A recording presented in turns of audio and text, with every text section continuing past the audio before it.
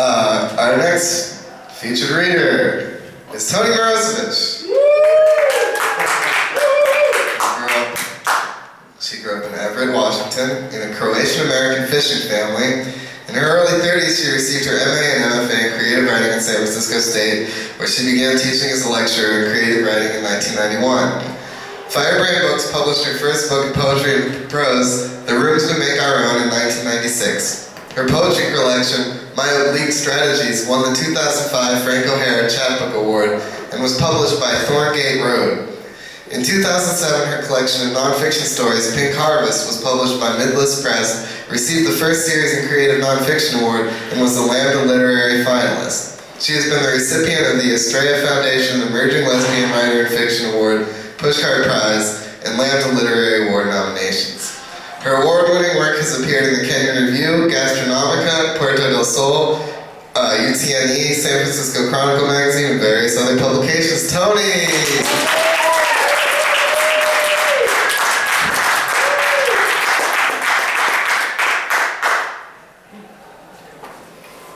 Thank you for putting this back up.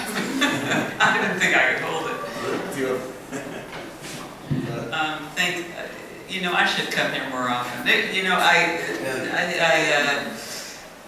listen to people sometimes in the office and they read their work, and it is great to hear you read your work. You really you do well. You do well. You've got great projection. So I'm going to read tiny little pieces, kind of like a prose poem. It's called Continuous. We all have, memory is continuous. It's always there. And this is about a relative who had a job, and his job was driving beer trucks. And one of the great benefits of driving beer trucks is that you get neon signs of all of the beer, like Hams and Rainier and Budweiser. And he came home and he, around the decoration of the living room was all of the neon beer signs. So this is called Continuous. In the living room, all the lights are off, all but the neon. The Ham sign blinks on and off. The blue waterfall falls continuous, as is the sign's message. It's the water. My cousin and I get sodas, and my aunt and uncle get booze, and isn't everybody happy? My aunt colors her coffee from an amber bottle. She tilts the bottle sideways, pours and pours into her favorite cracked cup. My uncle prefers a glass, likes to watch the liquid sea. A vigilant sea captain, he never lets the ice influence the whiskey. Every night we watch them fall away, children thrown in a game of statue. Bodies drape over the furnitures, his over the easy chair, hers over the sofa. It's up to us to guess what they've become. He's a shark who's lost a fin, I whisper. She's a starfish on a soft blue rock, my cousin replies. Who will remember to turn the sign off? The waterfall spills down the walls, floods the carpet, a bathtub overflows, everything floats, rugs, tables, chairs, and so do our dreams of heaven, dry fields of wheat, dry riverbeds. Waves climb higher, higher, and short out the sign with an electric blue snap. My uncle does not stir. The captain goes down with the ship. Something is continuous. We cover them with blankets, rain tarps, tablecloths. We try to tuck them in tight. They will not stay. Their bodies, round, luminous, rise like bread or moons. Like shining floats, they bob across the ocean and out the front door, horizon bound. My cousin and I moved to higher ground.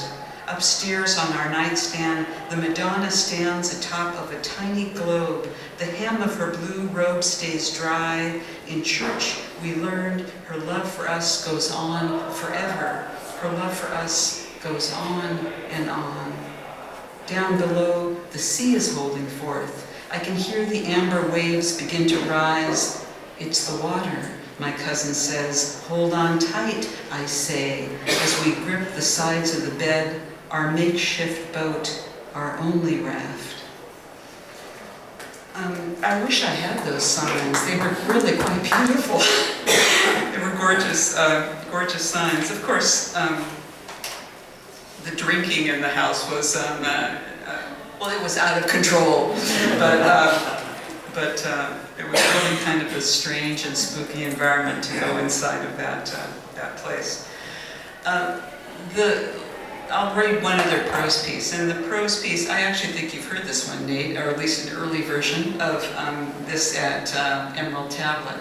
I've been obsessed with doors lately, and opening doors. And when I look at a piece of work, seeing that if we blow by these places in the draft, sometimes we go really fast and we don't see that there are these little doors that you can open, these little moments, these little wonderful little things. And so this is a piece about the Lower Haight, when the Lower Haight was not so up and coming. And it's called Slumber. The door looks like any number of doors you find on the street, unpainted, kicked in, unsecured, but secure enough to provide a thin barrier between life on the outside, with its junkies and pushers and weekend hipsters looking for a little taste, and life inside, home, sweet goddamn home, embroidered needlepoint in a frame, the tiny crosshatch of stitches like the crosshatch of blue marks on an arm. Home where you might expect to find doilies on an overstuffed chair, china teacups with hand-painted roses or four-leaf clovers, with nothing says lovin' like something from the oven, where there's safety and quiet and peace, a heaven, a haven. Well, this is not quite like that. Fit your key in the door, the scratched on, written on, sprayed on door. Tagging is a way to decorate your room when your room is the street. Without that embroidery, this door would be blank, like the blank walls of hotel rooms where they find dead rock stars or Hollywood starlets. Turn the key in the lock, walk inside, enter a narrow passageway, dark and close and damp. Get hit with that smell of someone who found relief. Hold your breath.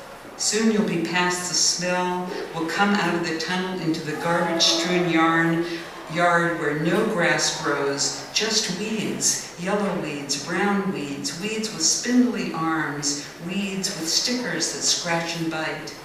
And there in the weeds, a broken squirt gun. And there, a broken tricycle. And there a black plastic bag full of who knows what, and never a lawn to lay down on, to stretch out and dig your toes in the soft grass, to pull up a single blade and place it between your lips and taste that sweet taste. Rising up out of the weeds, looming up, a wooden building, 3 floors tall, with a rickety flight of stairs going from the ground floor to the second, from the second floor to the third. An unkept building, a falling down building, sitting in the middle of vacant lots, broken down lots, easeways with no ease, all the untended backyards that form a graveyard of old stones and tires and bags of garbage, where yarrow and stinkweed and dandelions grow and creatures of all kinds roam in the underbrush. A world you'd never see from the street. You'd never know that all this was behind the locked door that people peed against. A building like a ship on a sea of grass, of weeds grown tall and leggy, and above all this, the quilt of night stars. 3 flights up, on the 3rd floor, lives a grandmother with 2 grandchildren she's raising for her daughter, the crack addict. The last time the mother fell off the wagon, she was told to leave and never come back. But sometimes she still comes back. You can find her there in the doorway on the street, for she's forgotten her key, or eaten it, or given it to someone for a toke. Here's the key to my house, she says. When her daughters ask their grandmother, "Where did our mother go?" the grandmother replies, "Your mother is gone from this world. She just drifted away." The girls have a game they play. They take an empty plastic jug, milk jug, and throw it down the outside stairs, where it bangs its plastic fall and makes the hollowed out sound an empty milk jug makes on a flight of stairs. Bombs away, they shout. Then one of them tromps down the stairs, picks up the jug, and tromps back up, yelling all the way, "I've got it, I've got it." And then they throw it down again. On the ground floor, the first floor, lives a single mother with 3 children, twin toddlers and a 6-year-old. She screams at her children all day long, screams the first thing in the morning and the last thing at night. The twins run around half naked and pee and poop wherever they want. The 6-year-old keeps her clothes on. Sometimes you can hear the mother yelling, "Pack your bags, I never want to see your face again." So the girl keeps an overnight kit in a paper bag by the front door, just in case. Once, a woman who lives in a nearby storefront decided to intervene. She was French, very French. Though she lives in a hovel, she has style. She wears a little jaunty scarf tied around her neck, and you could picture her in Marseille. This Frenchy-looking one came out of her ramshackle, broken down, tagged up storefront, walked across the dead lawn that isn't a lawn, and knocked on the mother's door. In her sweetest voice, she said, "Listen to me. You should change your tune. Sing to your children instead of scream. Sing." On the second floor, sandwiched between the upstairs and the downstairs, lives a woman trying to study. In the middle of all of this, in the middle, she is studying Chinese, trying to get each word's musical inflection right. She is trying to pronounce, "How are you?" "Ne hao ma," but doesn't quite hit the right high note, the low. The answer to the question is easier to pronounce, "Ho ho." Good, good.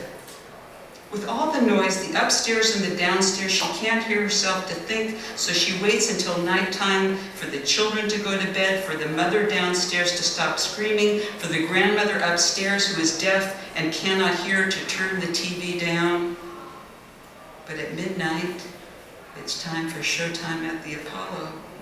Grandma turns up the TV full blast. The granddaughters put on roller skates and skate back and forth to the music, back and forth across the uncarpeted floor. The rolling, bowling sound falls down from the ceiling onto the woman's head. Even with all that noise, she can hear the Apollo singer singing. He's singing about love and happiness. Love and happiness. Tonight there'll be no sleep. There's never any sleep. Tell me now, she says to the ceiling, who's playing at the Apollo tomorrow night. One morning, cold and white with fog, upstairs a rumbling sound, someone getting up, the pounding of feet across the floor. Downstairs, the sound of kids laughing and shrieking, the mother screaming. A plastic jug comes bang, bang, banging down the stairs. A Christmas morning, just like any other. Where is Santa? The woman on the second floor wonders. Where are the candy canes? The lights on the Christmas tree? The tree? Where's the new red wagon? Who has fallen off the wagon again?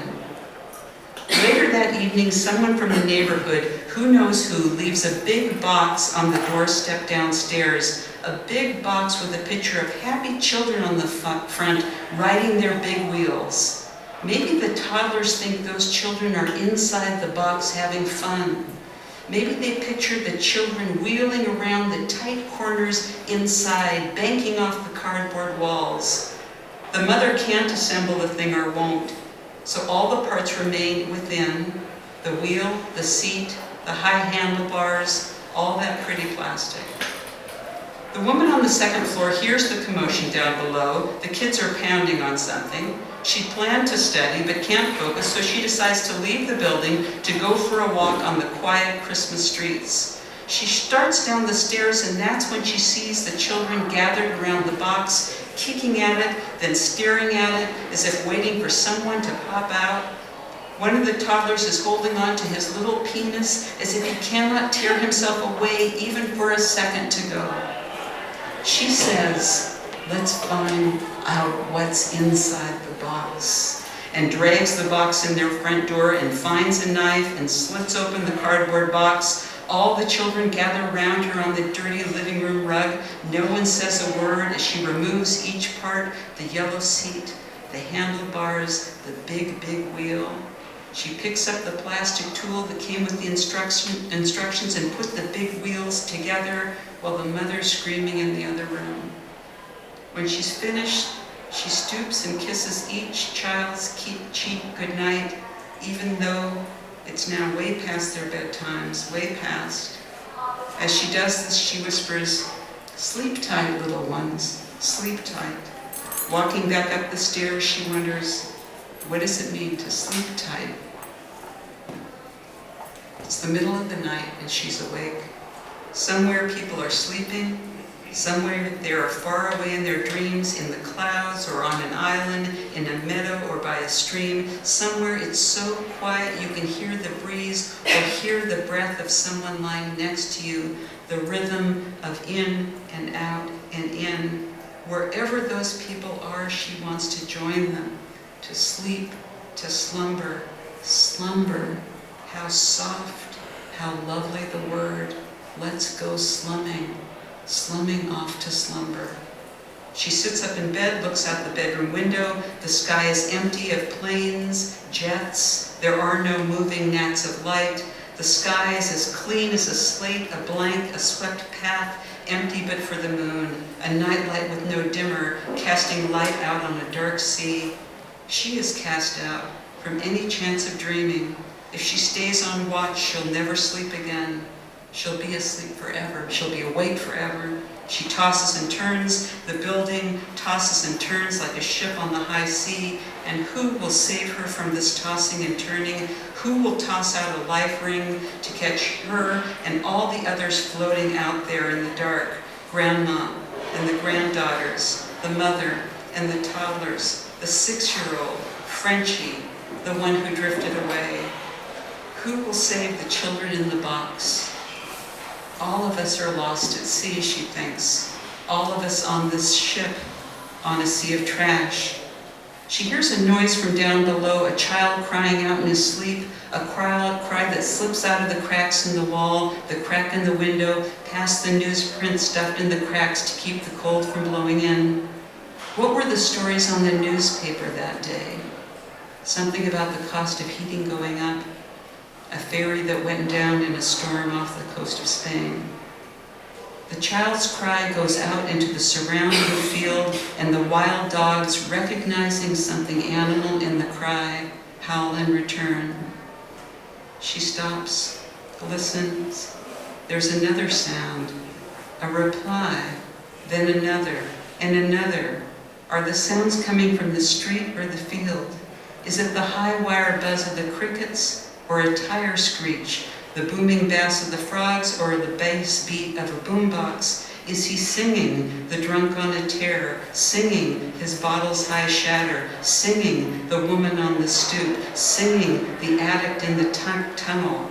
Upstairs, the girls put on their skates and start to roll back and forth, back and forth. The voices at the Apollo ring out. Al Green's love song rings out.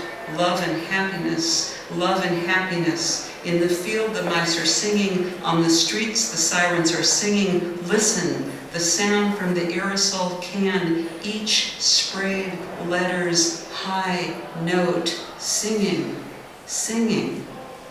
Out in the field, rabbits and mice and raccoons scurry by. Out in the street, she hears the night crowd slumming. Someone shouts, "Hey, what's happening, man? How you doing?" She knows the answer to that one.